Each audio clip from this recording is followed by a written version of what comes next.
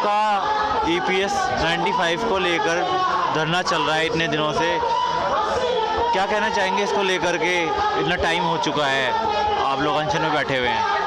देखिए, हमारा संघर्ष पिछले 8 सालों से चल रहा है और ये संघर्ष चलते हुए पूरे देश में जागृति हुई है EPS पेंशनरों में।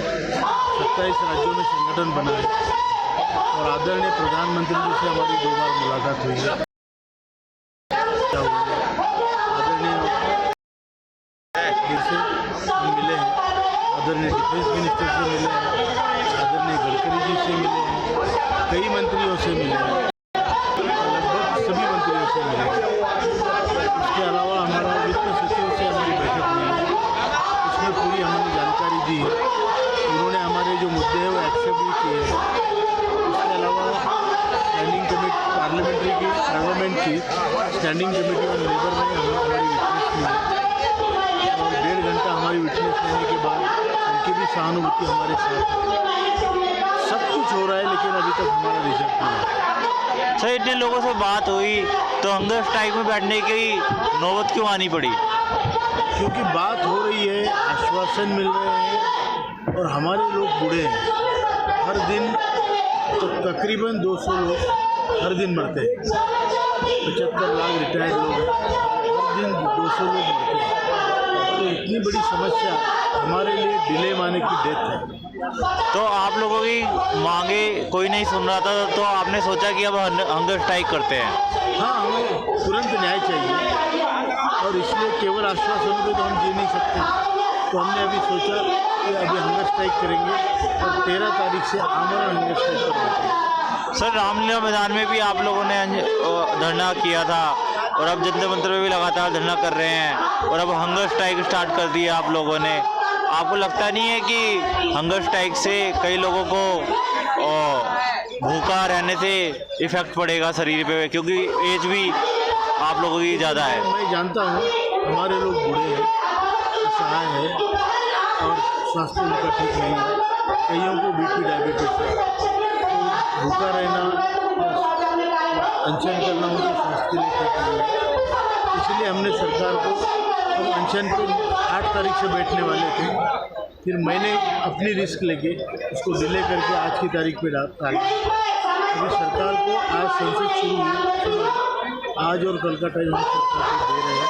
अगर आज और कल के टाइम में नहीं होता है तो 13 तारीख से हम आमरण अनशन पर बैठेंगे। बिकॉज अगर हमारा उसी तरीके से काम हो सकता है तो वो भी सही। सर, कितने लोग आ रहे हैं जंतर मंतर में आप लोगों के सपोर्ट में EPS 95 पेंशन को लेकर के? देखिए, अभी तकरीबन 250 MPs के तो लेटर है सपोर्ट के हमारे पास। वैसे तो सभी MPs का हमें अभी तक कोई नहीं मिला कि जिसने कहा हो कि मुद्दा गलत है। सभी पक्ष के, सभी पार्टीज के सभी नेतागण हमारे पक्ष में हैं, लेकिन काम नहीं हो रहा। सर, किसी MP ने यह आश्वासन नहीं दिया कि हम सदन में भी आपकी मांगे उठाएंगे? सदन में तकरीबन 50 बार हमारी मांगे उठाई गई है, फिर भी काम नहीं हो। इसको लेकर क्या कहना चाहेंगे कि इतनी चीज़ें हो रही है आप लोगों के साथ मगर काम नहीं हो रहा? इसके लिए तो मैं आपके माध्यम से आदरणीय प्रधानमंत्री जी को हाथ जोड़ के कहना चाहूँगा कि हमारी तरफ देखिए, आपने वचन दिया था और वो वचन आप बाकी काम अच्छा कर रहे हैं, देश के लिए अच्छा कर रहे हैं, तो हमारे लिए भी अच्छा करें। आपका जो प्रवास है, सबका साथ सबका विश्वास सबका साथ, उसमें हमें भी शामिल कीजिए। हमें अकेले छोड़ के बूढ़े लोगों को तो आपकी यात्रा पूरी नहीं होगी।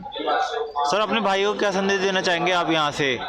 मैं अपने भाइयों को यही संदेश देना चाहूँगा कि जो भी हो, डटे रहो, लगे रहो और जब तक हमारा काम नहीं होता हम यहाँ से नहीं जाएंगे। सर, आप बताइए, आप कहाँ से आ रखे हैं? कन्नड़ और क्या क्या लगता है आपको इस पेंशन को लेकर के जो आप हंगर स्ट्राइक में बैठे हुए हैं? ಪಿಂಚಣಿ ಮೊತ್ತ ಅಲ್ಪವಾಗಿರ್ತದೆ. ಯಾಕೆಂದರೆ ಈಗ ಕೊಡ್ತಕ್ಕಂಥ ಪಿಂಚಣಿ ಯಾವುದಕ್ಕೂ ಸಾಕಾಗತ್ತೆ ಇಲ್ಲ. 5,500 5,000 ಪಿಂಚಣಿ आता है. जीवन में रह सकता है. ನಾವು ಕರ್ನಾಟಕದಿಂದ ಬಂದಿರೋದ್ರಿಂದ ನಮಗೆ ಹಿಂದಿ ಬರ್ತಾ ಇಲ್ಲ, ದಯವಿಟ್ಟು ಕ್ಷಮಿಸಬೇಕು. सर आप क्या कहना चाहेंगे, जो आप हंगर स्ट्राइक पे बैठे हुए हैं आज, तो क्या लगता है कि आगे अब आपकी मांगे पूरी हो सकती हैं? हाँ, हमें क्या लगता है बताते हैं। बुल्ढाना में हम लोग 1810 दिन से हंगर स्ट्राइक पे बैठे हैं बुल्ढाना डिस्ट्रिक्ट में, और हमारे आवाज़ कोई नहीं सुन रहा। इसलिए दिल्ली में 7 दिसंबर से आए हैं। 7 दिसंबर को एक बड़ा डेमोन्स्ट्रेशन रामलीला ग्राउंड पे हुआ है, और 8, 9, 10 और आज का 11वां दिन यहाँ हंगर स्ट्राइक पे हम लोग बैठे हैं, इसलिए कि हमें कुछ न्याय मिले। हम जानते हैं कि हंगर स्ट्राइक करना, अन्न त्याग करना, ये बूढ़ों लोगों के लिए बात है और कोई ये अच्छा नहीं है लगता है, मगर हमारे पास कोई इलाज नहीं है। लोग बूढ़े हैं, कर क्या सकते हैं?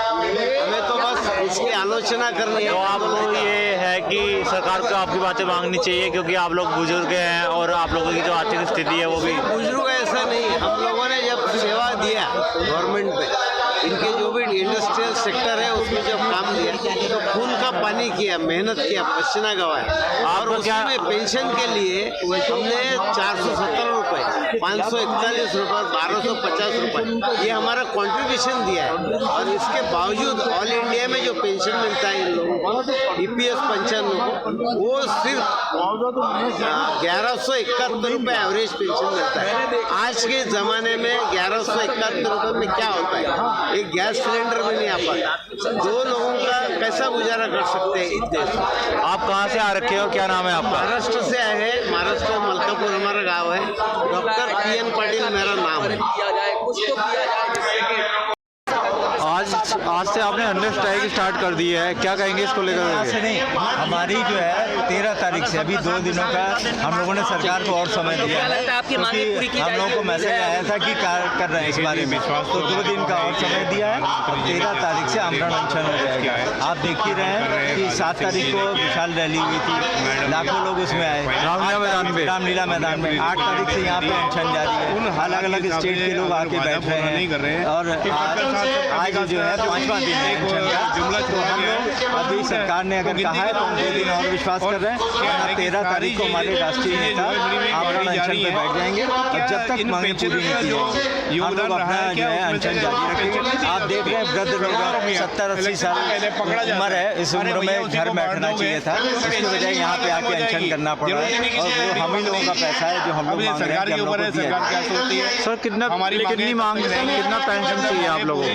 ऐसा है, सरकार ने 2014 में 1000 रुपये उन्होंने कहा था कि पेशारी कमेटी की रिपोर्ट सरकार 3000 करेंगे, उस पर DA करेंगे। अगर 3000 और DA कर देते तो अपने आप ही 7-8 हज़ार हो जाता।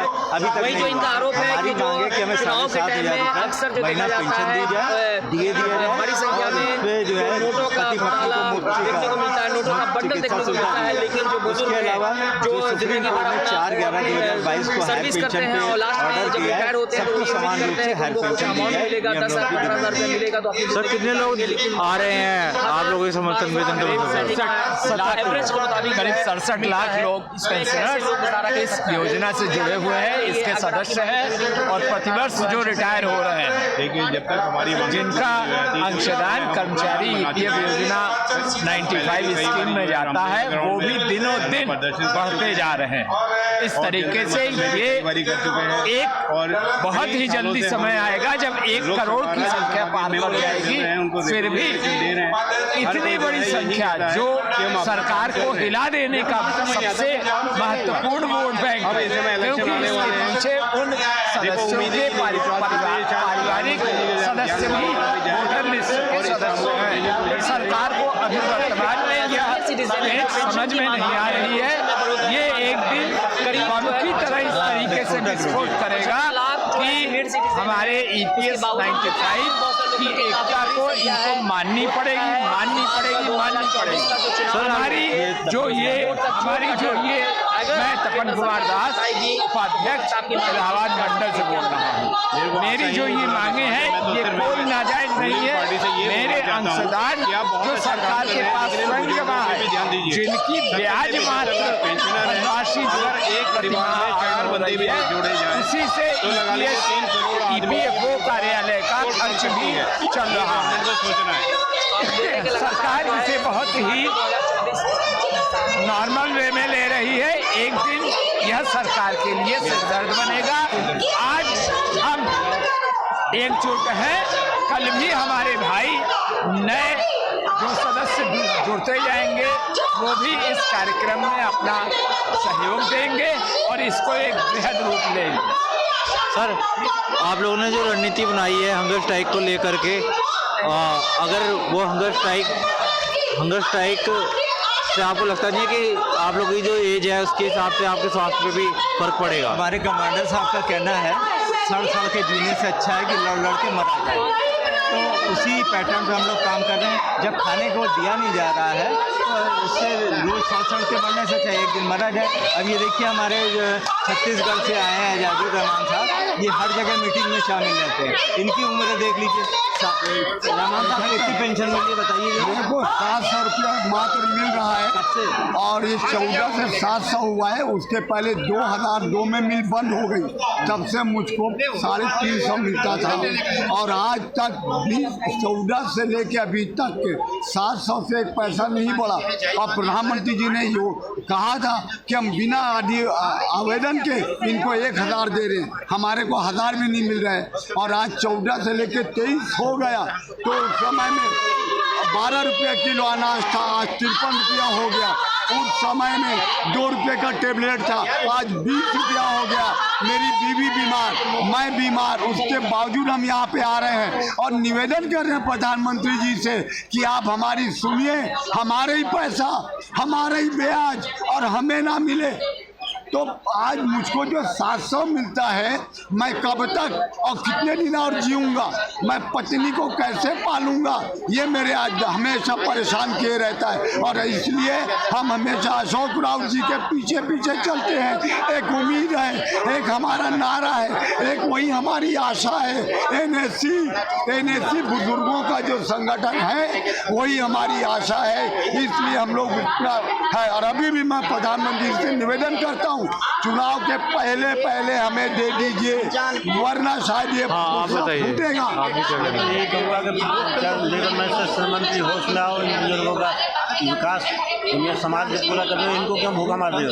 हम तो ये कहेंगे। हाँ मैम, बताइए आप क्या कहना चाहेंगे? एक महिला होने के नाते आपको क्या क्या संघर्ष करना पड़ रहा है इसको लेकर?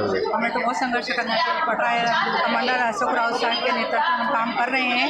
हम चाहते हैं कि हमारे जल्दी से जल्दी हमारा पेंशन, क्योंकि 7 साल से हम संघर्ष कर रहे हैं। महाराष्ट्र बुलढाना में हमारा ऑपरेशन आज 1812 दिन हो गए हैं, अभी तक सरकार ने दखल नहीं दी। अभी तक सरकार ने मतलब कोई भी हमारे मंडप में आकर के देखा नहीं कि लोग कैसे जी रहे हैं, कैसे दिन रात 24 घंटा हमारा ऑपरेशन शुरू है महाराष्ट्र में बुलढाना में। कमांडर अशोक राउत सर के नेतृत्व में हमारा चालू है। मैम आप क्या कहना चाहेंगे? अरे भैया कहना क्या चाहेंगे, जब मोदी जी हमको 1800 का ये देंगे पेंशन, उसमें हमारा सिलेंडर नहीं आता। अब हम लोग 65 साल के ऊपर हो रहे हैं, आज कम से कम आयुष्मान योजना में भी उन्होंने इतनी बंदी लगा के रखी है कि हम उसमें भी नहीं बैठते। कम से कम मेडिकल सुविधा, खाने पीने को तो दे, जिसके बच्चे समर्थ है उनका ठीक है, पर हम लोग कहाँ जाए? हमने इसीलिए कमाई कर ये किए थे कि हमारे जो पैसे जमा है उसमें से हमको आखिरी के समय में पेंशन मिलेगी, लेकिन आज कुछ भी मिलने को तैयार नहीं है ना। और मोदी जी बोलते हैं कि हमारी गारंटी है। अब तुम्हारी गारंटी है तो फिर गारंटी दो ना। 7 साल से हम यही कर रहे हैं, आपका बचत कहाँ गया? हमारी मांगे कुछ ज़्यादा नहीं है ना, 7,500 प्लस दिए हैं। और हमारे पैसे से हम वो दे सकते हैं, ऐसा नहीं कि उनके धनराशि में से, उनके कोषागार में से निकाल करके देना चाहते हैं। हमारा 25 लाख रुपए, एक के 20-25 लाख रुपए जमा है उनके ब्याज में जितना आता है उस ब्याज के पैसे में से हमको 75 लाख पेंशनर को देने के बावजूद भी बचता है उनके पास पैसा, ब्याज के पैसे बचते हैं। मुद्दम तो उसका कौशल रहता है, उसको तो हाथ भी नहीं लगाना है, फिर भी सरकार हमारी सुन नहीं रही है। हम 7 साल से चक्कर लगा रहे हैं ना यहाँ पे, 1-2 दिन नहीं है। और मोदी जी खुद 2 बार मिल चुके हैं और उन्होंने वादा किया है कि हम पूरा करेंगे, लेकिन कब? जब हम मर जाएंगे तब। ऐसा तो नहीं है ना, उनको उनका वादा